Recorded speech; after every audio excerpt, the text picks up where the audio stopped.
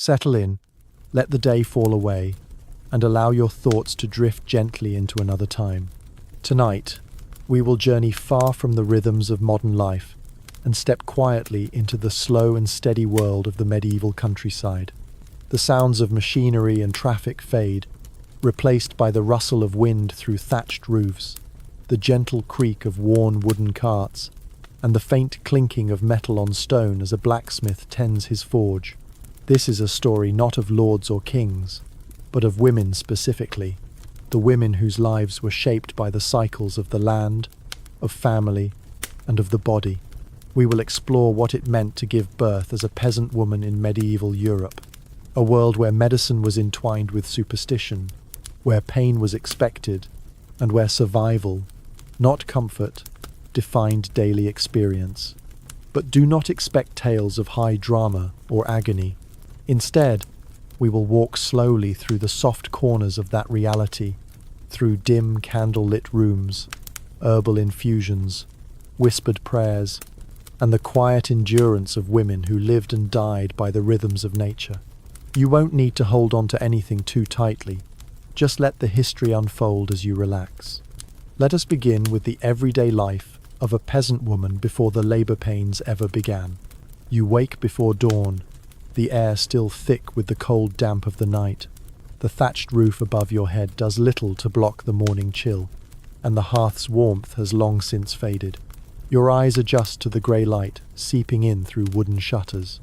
All around you, the home stirs the smell of last night's ash, the low bleating of animals just outside, and the hushed whisper of breath from children asleep on straw-stuffed mattresses. As a peasant woman in the Middle Ages, your life is bound to cycles of seasons, of sowing and harvest, of births and deaths. You rise early not because you choose to, but because there is much to do, and never enough time. You tend to animals, gather eggs, fetch water from the well. You prepare coarse bread from grain, you ground by hand the night before.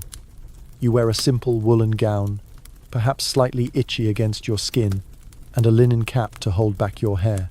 These are not fashionable garments, but they are durable, passed down, patched often. Pregnancy comes often, sometimes as early as your mid-teens. It is not a celebrated milestone in the way modern society might think. There is little ceremony. It is simply what happens. You notice the signs missed cycles, swelling belly, the soft shifting of life within. There is no doctor to visit, no test to take. You know because your body tells you, and the women around you have taught you how to listen. Your days do not lighten because you carry a child. You continue your labor carrying bundles of firewood, churning butter, weeding the fields. Perhaps a neighbor takes on some of your work in the final month, but often your tasks remain until you physically cannot complete them. Fatigue settles in your bones, but you press forward. There are mouths to feed, and your absence would be noticed more by the unfinished chores than by any gesture of sympathy. Meals are simple: dark rye bread, pottage made from beans, cabbage, and whatever herbs you could forage. If you're fortunate, a bit of dried meat or a piece of cheese adds variety. You eat not for pleasure, but to keep your strength, your body quietly dividing its energy between sustaining your life and building another within. The notion of privacy does not exist as you might know it. Families sleep in single-room cottages, often alongside their animals for warmth. Conversations happen openly, bodies are familiar, and the needs of one member quickly become the concern of all. You have likely witnessed other births before your own, not in hushed hospitals but in open homes. You've seen women scream, cry, or simply go silent as contractions rack their bodies. Your pregnancy is observed quietly by the community. There is both hope and caution. Many women do not survive childbirth. Many children do not live past infancy. There is joy in the anticipation of new life, but it is tempered by the constant presence of death. You might carry a token of protection, a charm, a carved piece of wood, or a cross around your neck.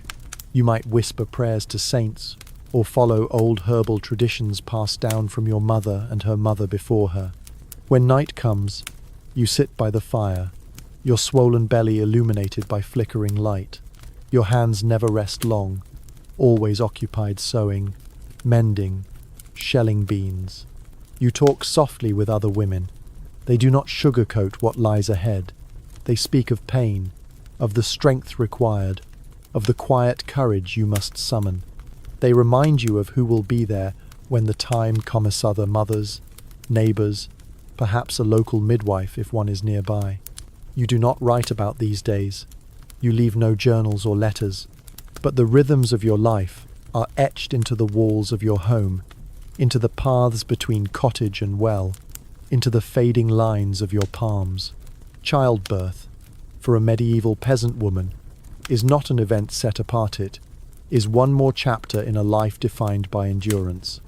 And as your time draws near, the pace of your world does not slow, but within you, something ancient begins to stir, a sense of readiness, of apprehension, of resignation, and all around you the village breathes in unison, as it has for generations, waiting for the moment when a new voice may join the world.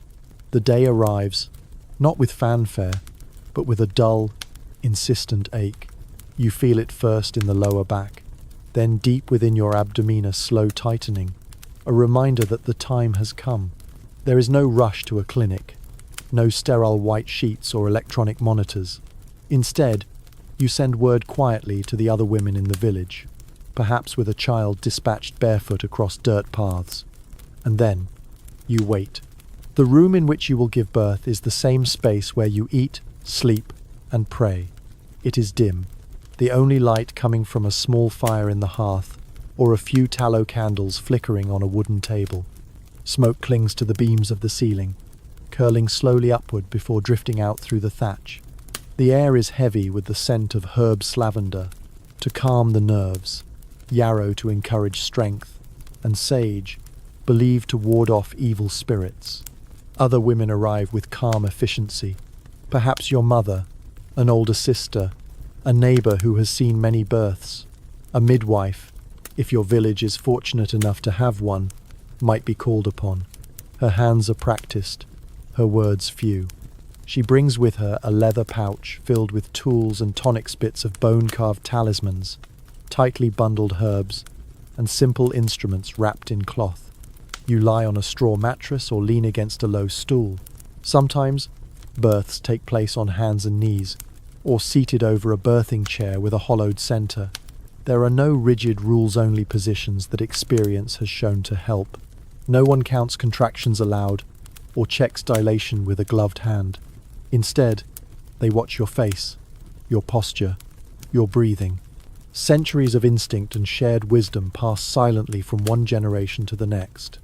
There is pain, deep, exhausting, ancient pain, but there is no expectation that it will be dulled. You grit your teeth, perhaps moan or cry out, but no one tells you to be quiet. No one tells you to breathe differently, or pushes medication into your veins. Instead, a hand may rest gently on your shoulder, another may press a damp cloth to your forehead. Voices murmur softly around you, not instructions, but encouragement. You are not alone. As labor progresses, the room becomes warmer. The fire burns steadily, and steam rises from the clay basin where cloths are soaked in hot water. Sometimes, the midwife ties strips of linen around your thighs or belly to support you. Sometimes, she chants low incantations believed to ease the way. Herbs like rue and mugwort are burned or brewed into tea, their bitter scent clinging to the air. The moment of birth does not announce itself suddenly. It builds wave after wave until your body can no longer resist. Then, quietly, through effort and instinct, the child emerges. Perhaps it is quick, or perhaps it takes long hours. In either case, the result is the same. A small, slippery form, drawn gently into the world by calloused hands. There is no loud crying at first. The newborn is wiped with a cloth, swaddled in old linen, and held close to your chest. The cord is tied with twine or thread, then cut with a small knife or shears. If the baby is slow to breathe, a bit of cold water may be dashed on its feet, or the midwife may whisper a prayer into its ear. Then comes the afterbirth, another wave of discomfort. often overlooked yet equally important. The midwife watches closely for bleeding, for signs of retained placenta, for complications that could still claim your life. If all is well, she might brew a tisane of raspberry leaf or motherwort to help your body recover. She might massage your abdomen, bind your belly with cloth, and finally help you into a fresh shift. Around you, the room begins to still. The fire settles into embers. The midwife tidies her tools, rinses cloths, and stirs the basin of water. Your helpers may sing quietly, or simply hum as they work. If night has fallen, someone might hang a charm above the door, or sprinkle salt in the corners of the room, a gesture of protection, passed down through custom rather than scripture. Your baby lies against you, wrapped and drowsing. You feel no elation, not yet, only weariness, deep and bone-heavy. Your body trembles with effort, your mind fogged with pain and relief. There are no photographs, no announcements, no balloons or flowers, only silence, only rest. For now, your work is done, but the days ahead will be long. Breastfeeding must begin soon. The child must be watched closely for signs of illness. You must recover quickly. There are fields to tend, fires to stoke, bread to knead. The world will not pause. Still, for this brief moment, the room is hushed, the child is safe, and a single candle flickers beside your bed, casting a pool of gentle light that dances along the wall.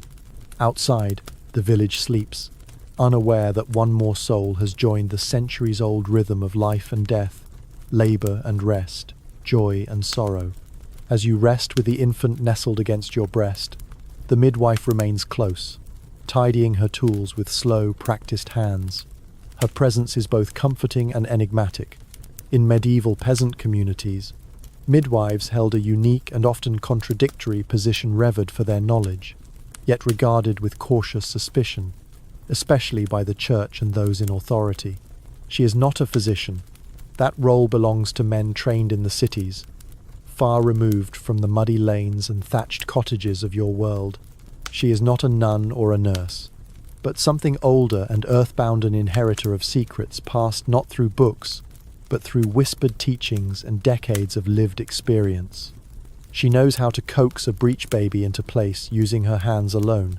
She knows which herbs ease cramping, which roots must never be brewed, and how to read the color of blood to tell if danger is near. Some midwives are women of middle years, respected and motherly. Others are old, their bodies curved like the sickles they use in harvest. In larger villages, the same midwife may have delivered every child for years. She is known intimately by the community, though never quite embraced. Her work is necessary but liminal between life and death, between flesh and spirit.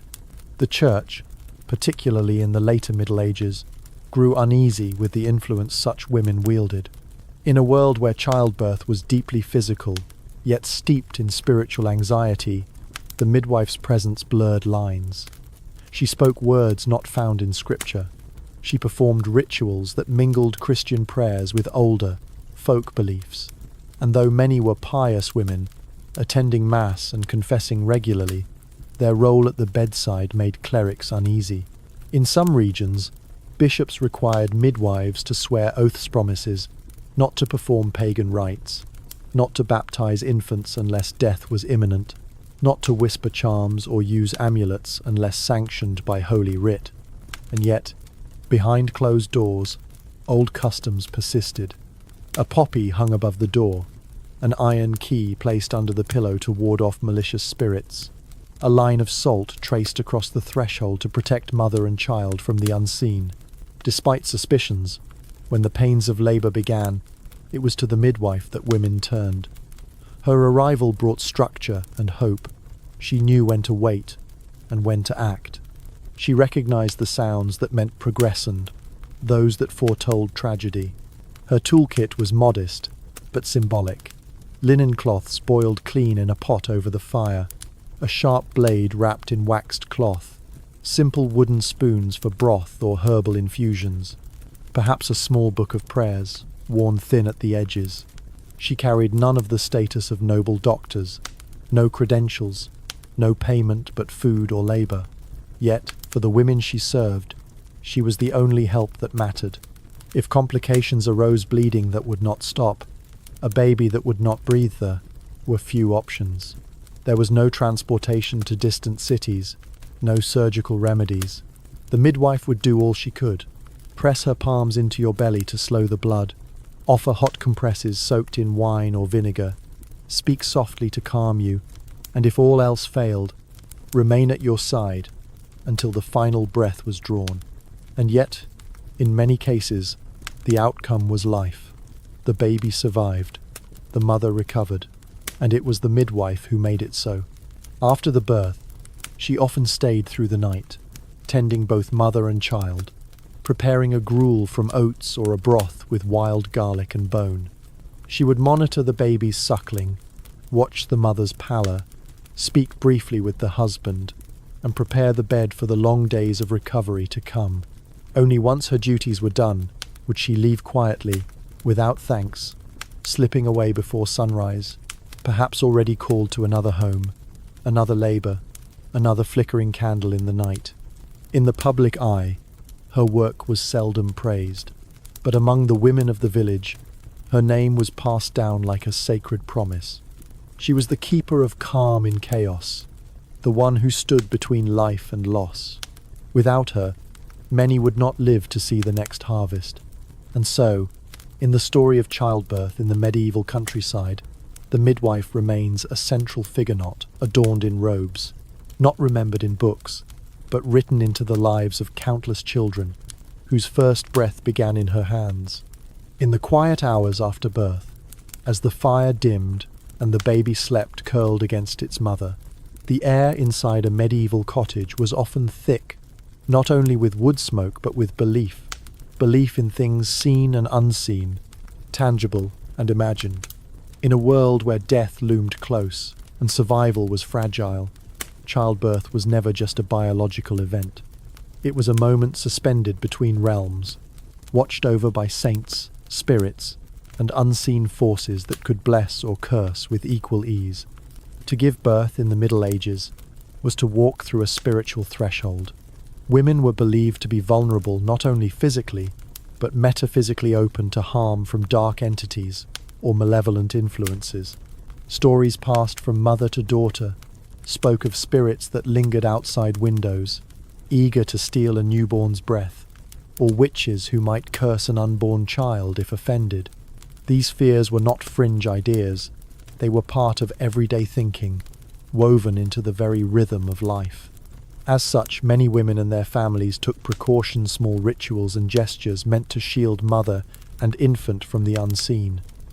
A knife might be placed beneath the bed, not for use, but for protection. Iron was thought to repel evil, so a nail or horseshoe might be hung near the doorframe. Bells, too, had their place, note the great bells of a church, but small ones, tied with red thread and placed near the baby's head. Salt, a precious commodity, was often sprinkled across thresholds or placed in tiny pouches beneath pillows. It was believed to purify and preserve, not just food, but souls. Water blessed by a priester in urgent cases, by the midwife herself, might be kept nearby, ready to baptize a baby who showed signs of struggle, lest it perish unbaptized and unprotected from eternal limbo. Names were carefully chosen. Sometimes, a baby might be named after a saint associated with healing or safe passage. Saint Margaret, the protector of mothers in labor, or Saint Anne, the mother of Mary. If a child followed a string of miscarriages or stillbirths, they might be named in a way that tricked death given, a name meant to sound weak or common, so as not to draw the envy or attention of spirits. Even the placenta and afterbirth carried meaning. In some regions it was buried near the home, sometimes beneath the threshold or near the hearth, to ensure the child's spirit would always find its way home. In other places it might be burned, or fed to animals, or simply buried quietly to prevent its use in harmful spells. Prayer too played a central role. The Lord's Prayer was often recited during labor, sometimes in rhythm with breathing, and saints were called upon not just for divine aid, but for strength and courage. The line between medicine and faith was fluid. Herbs were gathered on certain feast days, or only under the light of a waxing moon. The success of a birth was not seen solely as the result of the mother's strength or the midwife's skill, but as a gift or trial given by God. When things went well, thanks were offered. A candle might be lit in the village chapel, or a coin placed in a poor box. The mother might wear a small cross for the weeks following birth, a token of gratitude and protection during her recovery.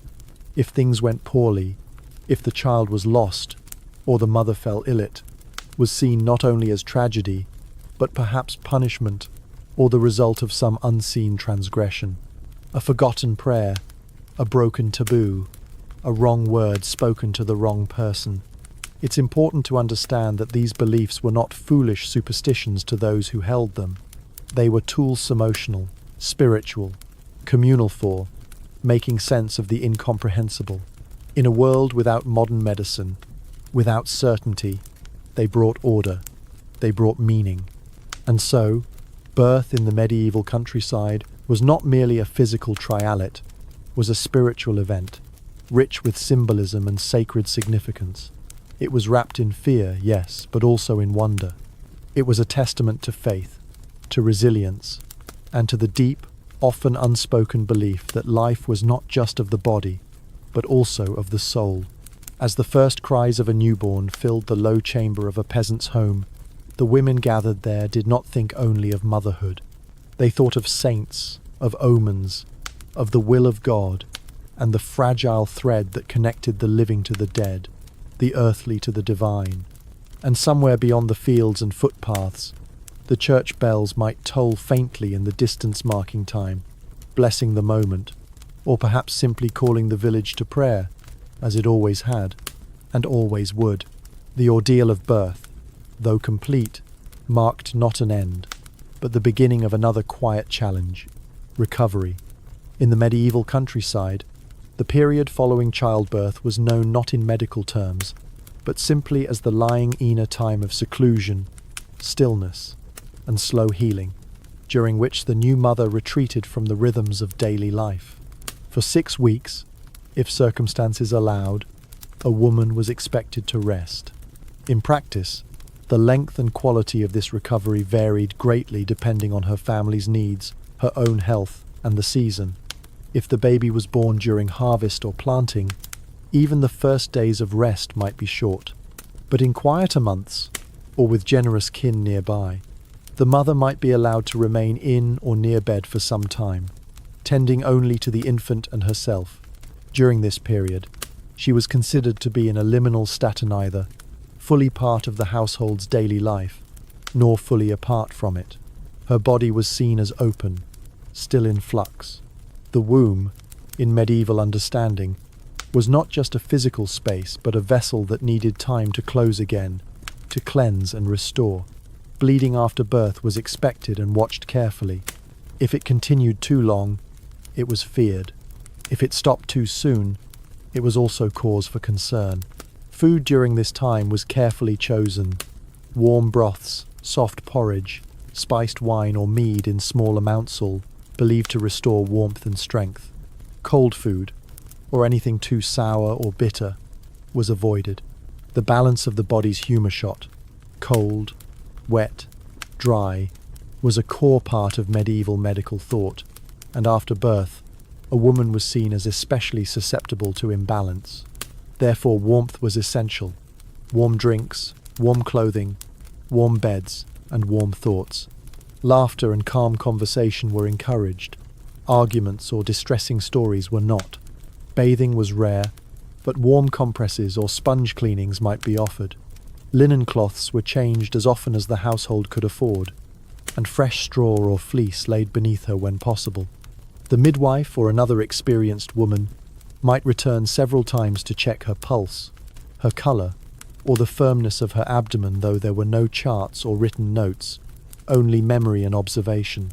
Emotionally, the period could be both comforting and isolating. Visitors came and went, but often only women. Men, including husbands, were not always present during the recovery, especially in the early days. There was a belief part spiritual, part social that a woman's presence during this time was different, sacred in a way that was not meant to be disturbed. Only after she had been ritually cleansed and blessed could she fully return to communal life. This rite, known in many Christian regions as churching, marked the end of the lying in. Usually held about 40 days after birth, it was a short service during which the mother returned to church, gave thanks for her survival, and was symbolically purified. She might carry a candle, wear her cleanest gown, and walk slowly beside other mothers who had recently given birth. The priest would speak words of blessing, and with that, she was once again fully part of village, lifeable to attend mass, work in the fields, and be seen publicly without hesitation. Yet, not every woman reached this stage. Some did not survive the weeks after birth. Infection, hemorrhage, or exhaustion could take their toll silently, often in the night. For those who did recover, the process was slow, shaped by necessity more than design. Each day, a little more movement, a few more tasks mending, feeding chickens, eventually carrying firewood or returning to the fields with the infant wrapped in cloth and tied to the body. The newborn, too, was watched constantly, swaddled tightly in linen strips to keep limbs straight and safe. The baby was rarely left alone. Cradles were small, often homemade, lined with fleece or straw. Mothers slept near their children, fed them when they cried, and learned their signals quickly. Though few wrote these things down, the knowledge passed as it always had, through repetition and whispered wisdom. The lying in, then, was not just a recovery from labour. It was a re-emergence, a time in which a woman slowly reclaimed her body, her place, and her number no longer simply the mother in labour, but herself once more, though changed. And outside, life continued. The seasons rolled forward, the fields waited, the animals stirred, but for a short while, a quiet corner of the cottage remained still, marked by the low murmur of a lullaby, the scent of warm broth, and the soft sighs of two beings, bound together, beginning again. In the medieval countryside, the cry of a newborn was both a blessing and a worry. For every birth, joy was tempered by a solemn understanding. The earliest days of life were the most perilous. The fragility of infancy loomed heavily over families, and few took survival for granted. In many places, a third or more of children did not live to see their 5th birthday.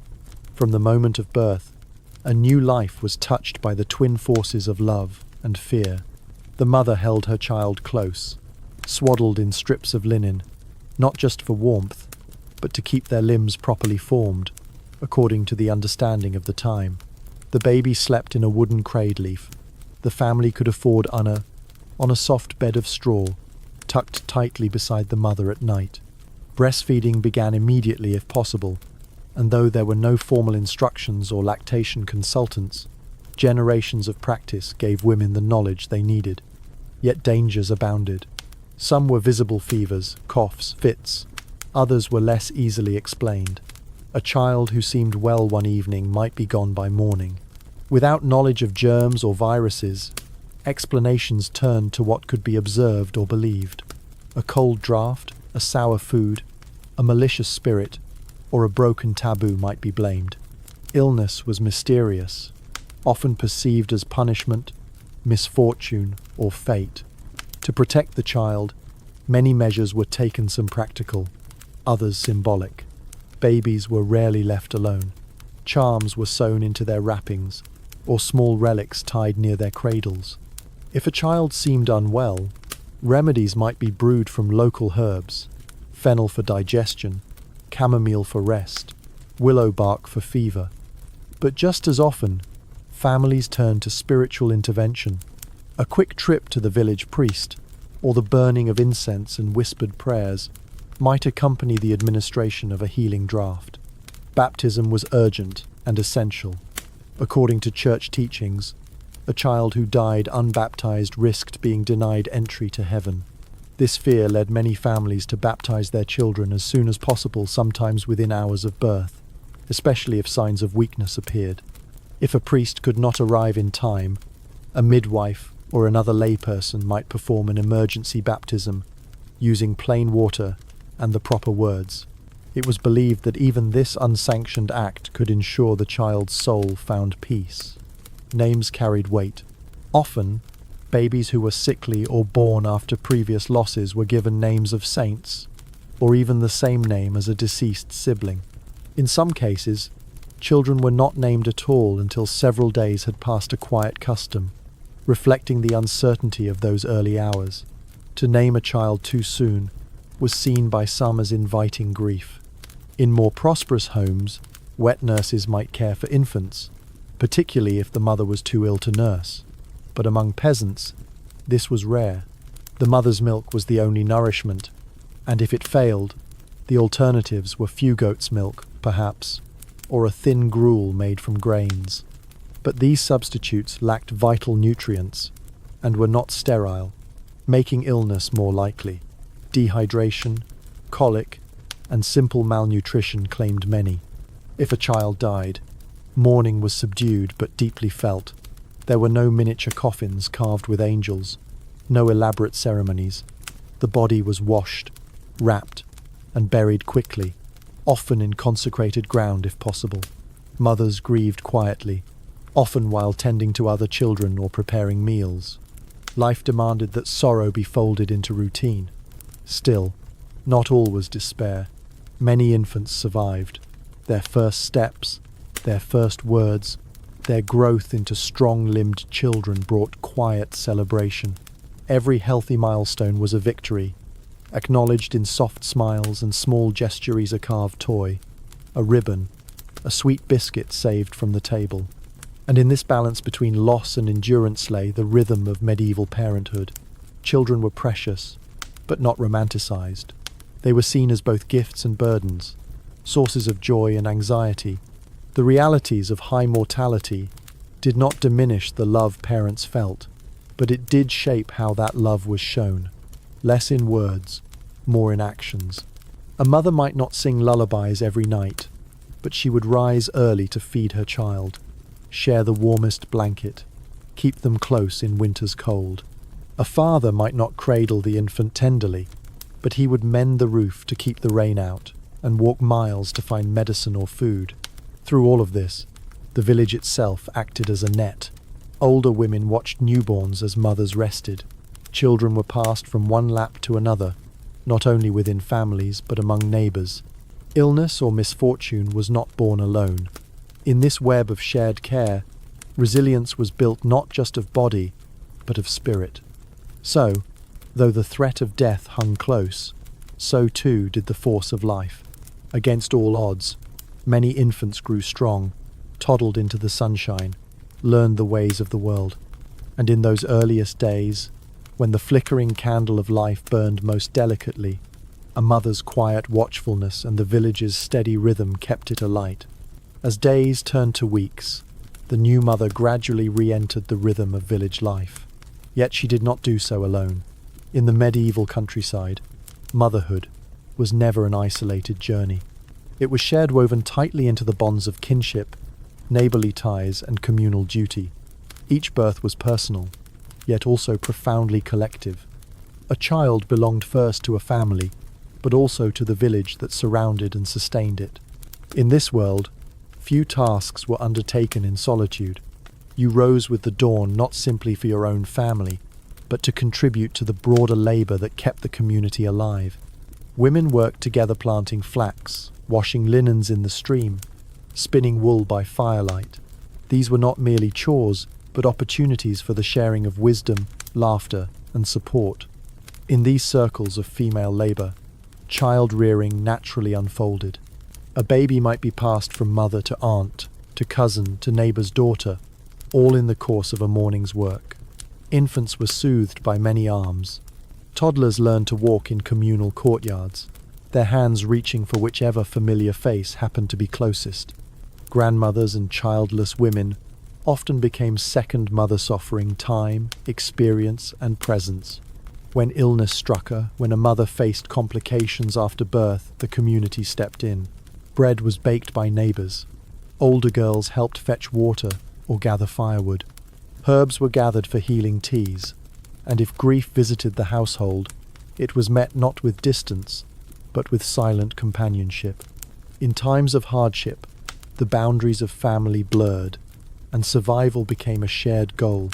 Midwives, too, were part of this web knot, just as caretakers during birth, but as familiar presences in the days that followed. They returned to check on mother and child, offered herbs and quiet advice, and sometimes intervened if others gossiped or cast doubt on the outcome of a birth. Their authority was informal but respected, and their visits helped link families across generations. Motherhood also meant entering a particular identity within the social structure. A woman with children had a certain standing, one shaped not by wealth, but by fulfillment of expected roles. Though patriarchy defined the overarching order, motherhood gave women a measure of influence. Their knowledge was essential, their labor irreplaceable, and their participation in birth and child-rearing a form of cultural continuity. This identity brought both pride and pressure. A woman who birthed many healthy children was admired. Her fertility was seen as strength, a sign of divine favor or physical resilience. Yet, the inability to conceive, repeated miscarriages, or the death of a child could lead to whispered judgments. In some places, such misfortunes were seen as bad luck. In others, they stirred darker suspicions of sin, of spiritual weakness, or even of hidden wrongdoing. Religious institutions reinforced some of these views. The Church emphasized the sanctity of motherhood, modeling it after the Virgin Mary's purity and sacrifice.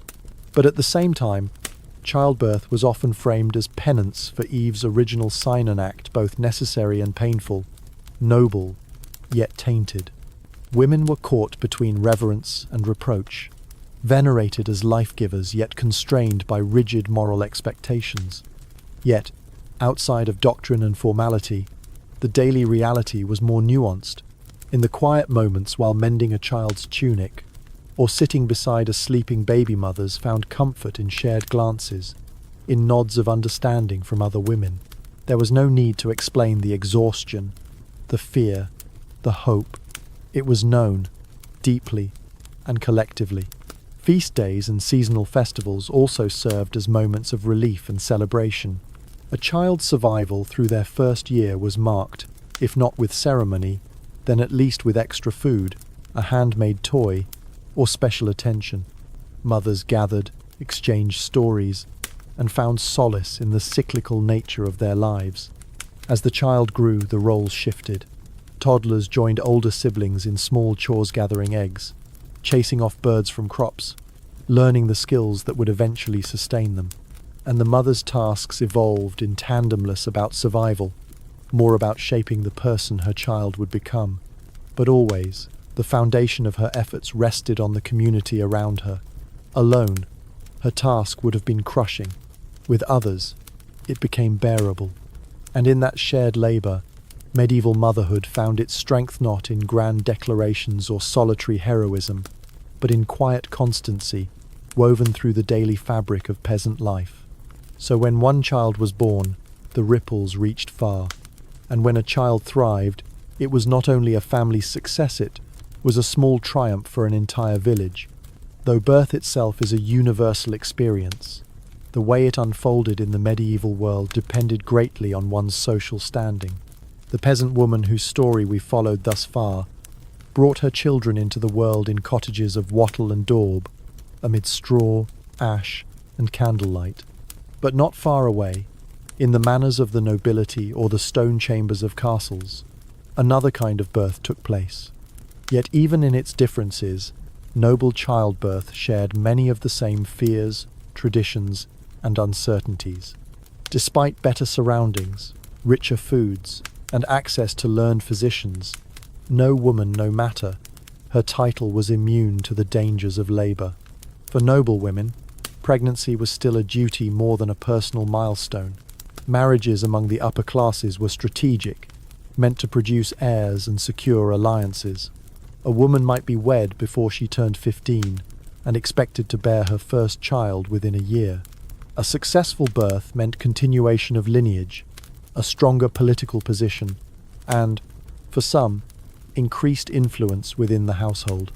The birthing chamber of a noblewoman was more elaborate, but followed its own ritualized preparation.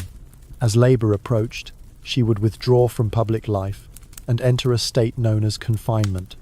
Her room would be sealed heavy, drapes drawn, tapestries hung, windows shuttered to create warmth and protect from drafts and evil spirits.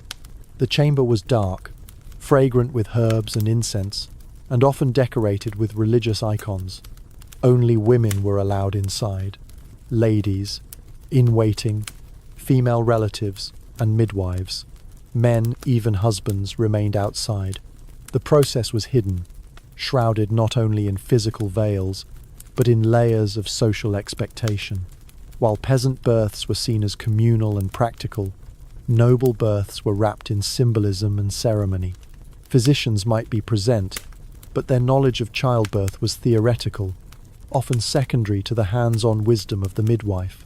Remedies for easing pain or encouraging delivery ranged from refined versions of peasant herbals to more exotic ingredients like powdered pearls or ambergris, depending on the household's wealth and belief in humoral medicine.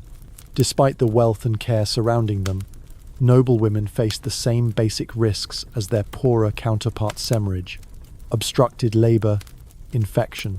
In fact, some historians suggest that noblewomen might have had higher mortality rates due to a greater likelihood of multiple births, a more sedentary lifestyle, or the pressures of producing heirs without pause. Yet the outcomes of noble births carried far-reaching consequences. A healthy male heir might mean the continuation of a dynasty. A stillborn child, or a wife's death in labor, could unravel entire political arrangements. The child's birth was often quickly announced with ceremony bells, proclamations, gifts exchanged across estates. The stakes were different, but the emotional weight could be just as heavy. The postnatal period for noblewomen was also marked by ritual. The churching ceremony was conducted with particular formality. Gifts were given, feasts might be held, and the mother's return to society carefully choreographed. Her child would likely be handed over to a wet nursey, common practice among the elite, allowing the mother to resume her social duties and preserve her fertility for future births. Yet even then, bonds between mother and child could remain strong. Letters, where they survive, reveal affection, concern, and deep sorrow when illness or death visited a child's cradle, regardless of wealth. The human experience of motherhood transcended the walls of class. Meanwhile, back in the countryside, peasant women carried on with their work. They gave birth not in enclosed chambers, but in open rooms where chickens sometimes clucked beneath the bed, where the next meal was never far from thought. There were no feasts or formal announcements. A birth might be known to neighbors simply by the smoke rising earlier than usual from the chimney, or by the absence of a woman from the village well. Still, one cannot say that one kind of birth was better than the other. Each brought its own trials, its own expectations, and its own meaning. The noblewoman was swaddled in velvet and prayer, the peasant in wool and work, but both risked their lives. Both labored under the watch of midwives and saints. Both emerged into a world where motherhood changed their place, their body, and their heart. And in that shared transformation, in the silence of night, in the first cry of a newborn, in the soft, trembling breath of a new mother, social distinctions faded. What remained was the oldest story of all, the beginning of life, and the quiet strength of the one who brought it forth. Now, as we return slowly from that distant medieval world, the firelight of the peasant cottage fades into the shadows of memory. The soft rustling of straw underfoot, the murmured prayers over steaming herbal brews, the rhythmic hush of lullaby soul fall into silence once more. Yet the images linger. The labouring mother, in the half-dark, the midwife's steady hands, the newborn's breath, shallow and uncertain, then strong. To reflect on childbirth in the medieval countryside is not merely to study medicine or tradition, it is to glimpse the ordinary courage woven into the lives of women long gone. These were not queens or heroines of epic tales. They left behind no portraits, no scrolls of inked letters. Their names are seldom recorded, and their stories passed down not in books, but in the quiet resilience of generations. Yet their lives built the world. Each birth, each recovery, each whispered song over a cradle was a thread in the tapestry of survival. They endured without applause, without the assurance of safety, without many of the comforts we now take for granted. There was no hospital room, no anesthesia, no trained team to surround and protect, only the warmth of a fire, the presence of other women, and the hope that body and soul would weather the storm once again. What is perhaps most humbling is how ordinary it all was. Birth was not an event to be scheduled or postponed, it simply happened, folded into the daily fabric of life, like drawing water or mending a tunic. And in its ordinariness, there was power, a quiet power, shaped not by dominance or spectacle, but by endurance, cooperation, and care. We often think of history as battles and kings, as cathedrals and revolutions, but within those grand arcs lies this softer story of motherhood in its raw, unadorned form, of the ways women helped each other, how they lived with fear yet still pressed forward, how they welcomed life not with fanfare, but with hands calloused from work and hearts weathered by loss. And while much has changed sterile rooms, advanced medicine, bright overhead lights, the core experience remains tied to that ancient past. There is still anticipation, vulnerability, awe, still the same sacred moment when a new cry breaks the silence, and time seems to pause for a breath. As you lay now, letting your mind wander and rest, perhaps there is comfort in this continuity, that in the still hours of the night, across centuries, mothers have held their children close, whispering promises into the dark, that in your own stillness, you are connected by spirit, by story, by shared humanity, to those quiet rooms and flickering hearths, to those lives lived with courage, and to the timeless mystery of beginnings. Sleep now, with the past gently settled around you like a woolen blanket. The story is done, but its warmth remains. Good night.